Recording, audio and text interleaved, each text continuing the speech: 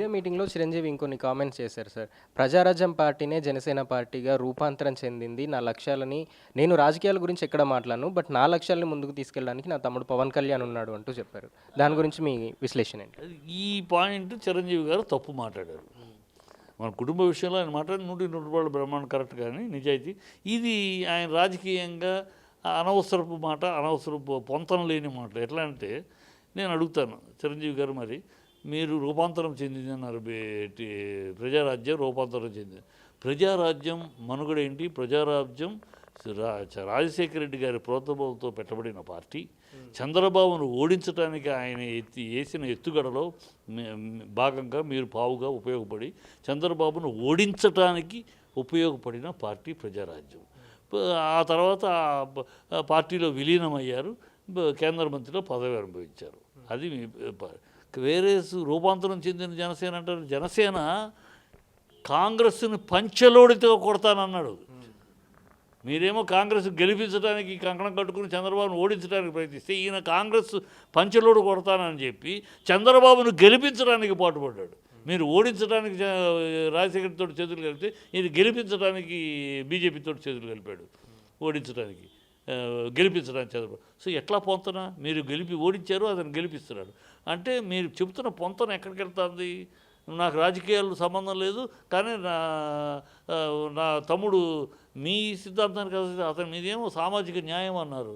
సామాజిక న్యాయంతో మీరు ఆయన ఒకరోజు చెగువీర అంటాడు, ఇంకో రోజు పూలే అంటాడు, ఇంకో రోజు సనాతని అంటాడు, ఇంకో రోజు నేను క్రిస్టియన్ అబ్బా అంటాడు, ఇంకోసారి హిందూ దేవుళ్ళని హిందూ మత కలవల కారణమే హిందువులు అంటాడు, ఇంకో రోజు జై శ్రీరామ్ అంటాడు. ఆయనకి ఏముంది? ఆయనకి ఏ సిద్ధాంతం ఉంది? మీ సిద్ధాంతాన్ని ఆయన తీసుకెళ్తారు. మీరు ఒక సిద్ధాంతం మీద కట్టుబడి పనిచేశారు, రాజకీయాలు వద్దరు. వేరే ఆయన మీ తమ్ముడు సిద్ధాంతం ఎక్కడుంది? ఏ సిద్ధాంతం ఉంది? పూటకొక సిద్ధాంతం, ఆయన తిట్టని నాయకుడు లేడు.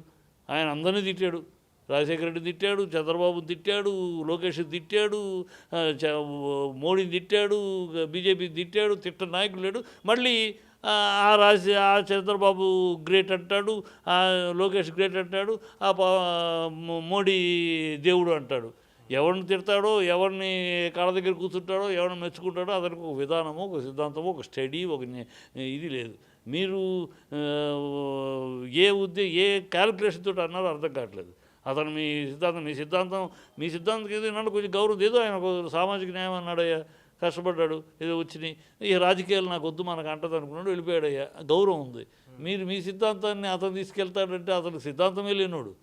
సిద్ధాంతమే ఒకటి లేదు. ఎప్పుడే సిద్ధాంతం మారుతాడో తెలియదు.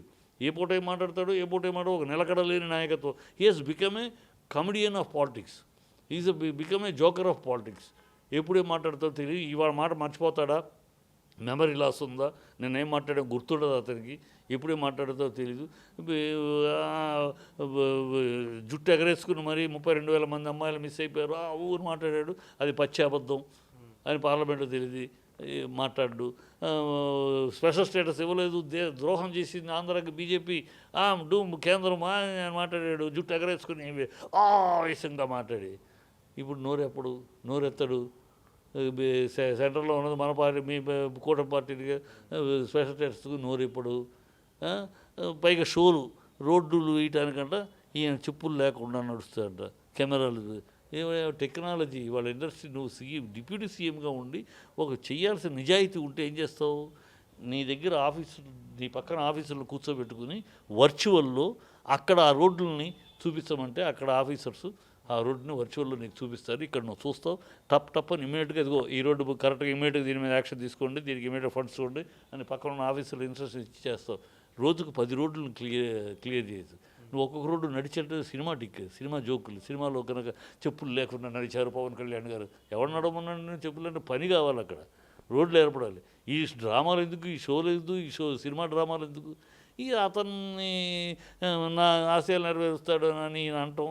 ఏ కోణంలో అన్నాడు? ఏ విశ్లేషణతో అన్నాడు? ఏ కంపారిజన్ ఎట్టా? అసలు మీ రూపాంతరం అంటే ఏమిటి అర్థం? అంటే రూపాంతరం చెందింది అంటే రేపు కాంగ్రెస్కి వెళ్ళిపోతాడా? కాంగ్రెస్లో విలీనం అవుతాడా? లేదు బీజేపీలో మీరు కాంగ్రెస్ని గెలిపించినట్టు అతను బీజేపీని గెలిపించాడని బీజేపీలో విలీనం అవుతాడా? 2027 కానీ 29 కానీ ఎలాగో చంద్రబాబు ముఖ్యమంత్రిని కానివ్వడు కనుక పవన్ కళ్యాణ్ ఇప్పుడే ఇంకో వేదిక ఎత్తుక్కుంటున్నాడా?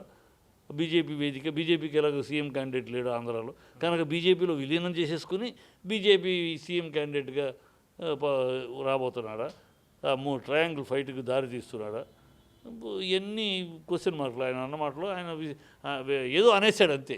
అంత విశ్లేషించి రాజకీయ మాట మాట్లాడేటప్పుడు కొంచెం విశ్లేషించి ఏ మాటకి ఏమిటి ఇమీడియట్గా ఉంటుంది, లేకుండా మాట్లాడాడు. అది ఆయన ఆ రాజకీయ విజ్ఞానం తక్కువ అని ఆయన చెప్పుకున్నాడు, నాకు రాజకీయ పరిజ్ఞానం తక్కువ అని అందులో మాట్లాడిన మాట అది.